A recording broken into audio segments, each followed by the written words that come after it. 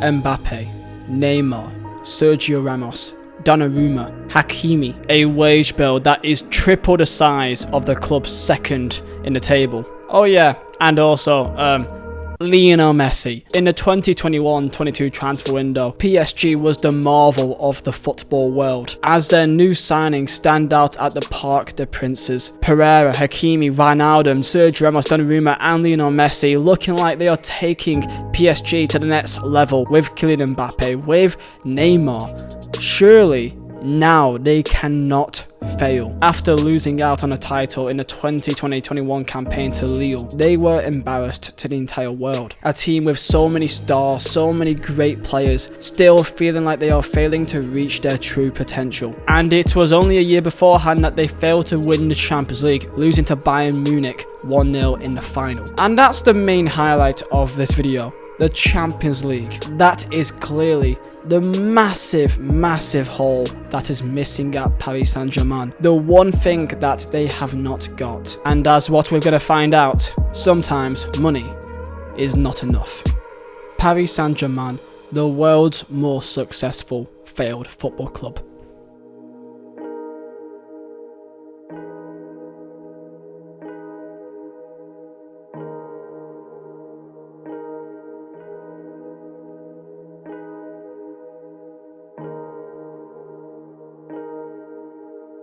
So before we do get into the current state of PSG, we should really look into the history a little bit, because this may give us a bit more of an idea of what is currently going on. PSG first formed in 1970, and this was through the act of having a successful team in the capital. So they merged two different football clubs, Paris Football Club and Stade Saint-Germain Football Club. The merging of these two football clubs gave it more of a chance to be a more dominant force in the main division. So Paris Saint-Germain were formed. Their first ever major silverware was in the French Cup final in 1982, and in the 80s just being seen as a stable French club that can be near the top of the table but never really going the entire way. Winning one Ligue 1 trophy in the 80s, but it was in the 90s that you saw a bit more potential. They had a takeover by Canal+, a massive television giant, pumping a ton of money into the club and making them one of the richest in France. One of their main star signings was a player that you may know of called George Weah, you know, the Ballon d'Or winner. In the 1993 season, it got a bit controversial as Marseille and Paris Saint-Germain was in a title race,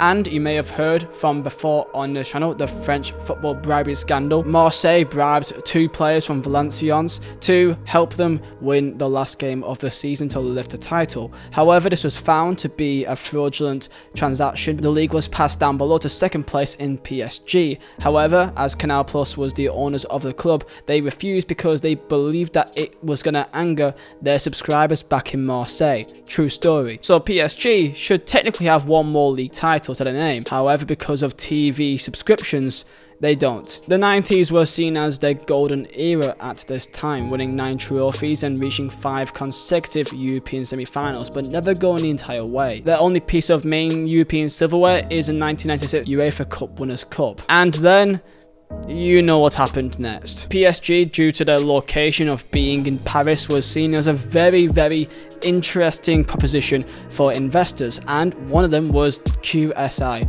the Qatar Sports Investment. They took over the club in 2011 and pledged to form a team capable of winning the UEFA Champions League. And that first transfer window in 2011 was unprecedented in Ligue 1 history. Blaise Matuidi, Sirigu, Maxwell, Kevin Gamero and Javier Pastore, they dominated French football almost as Montpellier won the league in 2012.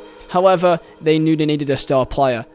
Enter Zlatan Ibrahimovic. A certain man called Thiago Silva was also brought to the club as well, and you know, Carlo Ancelotti and David Beckham. A 30-goal season for Ibrahimovic brought the first Ligue 1 title in 19 years to PSG. Keep in mind, up till 2012-13, PSG has only won 2 Ligue 1s, meaning that up till this point of 2012-13, they were still very much not even the top 10 biggest clubs in France. In terms of history, they were nowhere near, but by size and potential, there was definitely something that you can build there. So this is what we call the fun period. As what one wise man once said in Maxwell, PSG have a legacy in failure.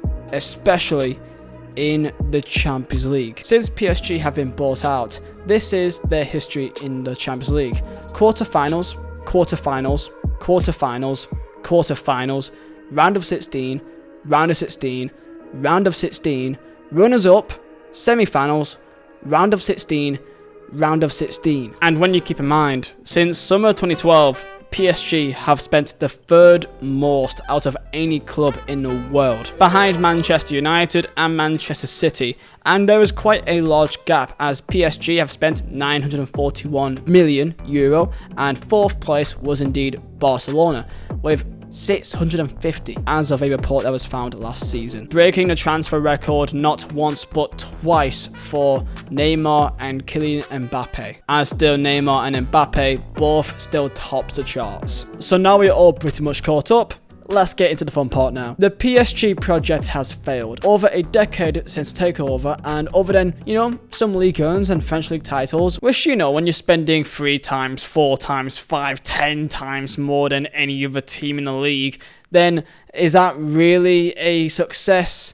No. PSG, up until the Saudi money, have spent more money on wages than any other club in the world, and becoming so desperate to get that Champions League trophy that they will do whatever they have to do, and that means that Kylian Mbappe practically almost now owns the club after signing an unbelievable contract only last season. And despite all these great players, they are still in the same position as they were back in 2021. And let's start off with number 1. PSG is a fashion football club, a marketing marvel. They are not a football club compared to other football clubs. PSG have always prioritized marketing and signing known names to sell shirts than buying players that they believe will be better suited for the system. Even before Messi and Neymar, it was Zlatan Ibrahimovic, it was Edison Cavani, it was Angel Di Maria. The problem is PSG focused way too much on piling up stars and big names and too little on building an actual squad identity around them. Superstar players need support. You can't have 3 or 4 superstars in one team, otherwise it's imbalanced. Because with star players comes ego, and with ego means that you aren't really much of a team other than just a squad full of individuals. As what we are seeing with Chelsea, and Chelsea last season especially, with a 12th place finish, spending over £500 million. That money can buy you players, but it can't buy you a team. And despite coming close to the Champions League back in 1920 against Bayern Munich, of course hindsight is a wonderful thing. However, signing star attackers doesn't really help when your midfield has always been a bit weak. When it came to the moment for PSG to get in those star players, we're talking the likes of Tchouaméni or Camavinga, these types of footballers that they were so obviously going to get because they were French ballers in their own league. It was so obvious, and they never were able to really bring them in. And there's 3 reasons. Number 1, they don't trust PSG in terms of the fact that they are just completely unstable in comparison to the likes of Real Madrid, including that lacking European success compared to Madrid. And then number 3 is the stability in the midfield when they can go and play with the likes of Casemiro at the time, Kroos and Modric, up against PSG when you're playing in a league that is pretty much already won before you even start. It doesn't look as appealing. Now PSG have made steps in the right direction to bring in knowledgeable people to help craft this team,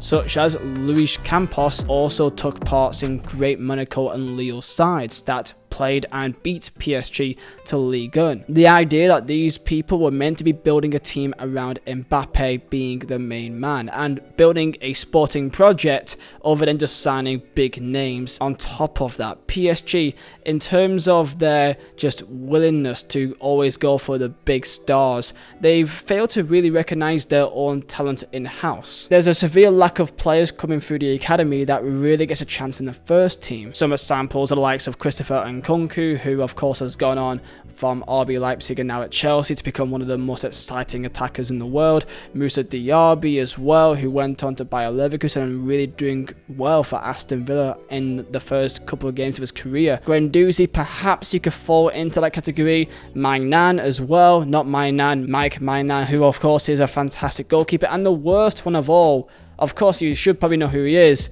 Kingsley Coman, who of course not only have had a fantastic career in Bayern Munich right now, but of course at Bayern Munich scored the only goal to stop PSG winning the Champions League. Their obsession and marketability and big names and really just not looking at their own academy and talent could be the reason why they have not got one Champions League. And another topic, leadership. It's awful. The reasons why the likes of Tchouaméni and Camavinga and many talents are not going to PSG is because it is just completely unstable and lacks a lot of leadership. The memes of the fact that Kylian Mbappe owns a football club is not really too far, as he really does have a lot of power at that football club. Leonardo was a joke of a sporting director, and if he was not fired, Mbappe would have probably left. Articles coming out from Forbes that Lionel Messi was thinking of leaving due to serious problems in the dressing room, that sometimes if they don't perform to expectations, they get booed by their own fans and blame each other for their own misfortune. Even got to the stage where they're booing the likes of Lionel Messi and Neymar at the Parc des Princes when their name shows up on a scoreboard. Imagine Lionel Messi being booed by his own fans it's just stupid. And one extra thing is the just complete madness when it comes to the coaches. PSG have gone through managers almost every single year trying a new manager to try to get the best out of the team. Carlo Ancelotti was the first hire of the Qatar era and was probably the best one at the time. Since then they signed Laurent Blanc and then paid him 22 million euros to leave, followed up by Unai Emery that did not have a great time whatsoever, and then got Thomas Tuchel, who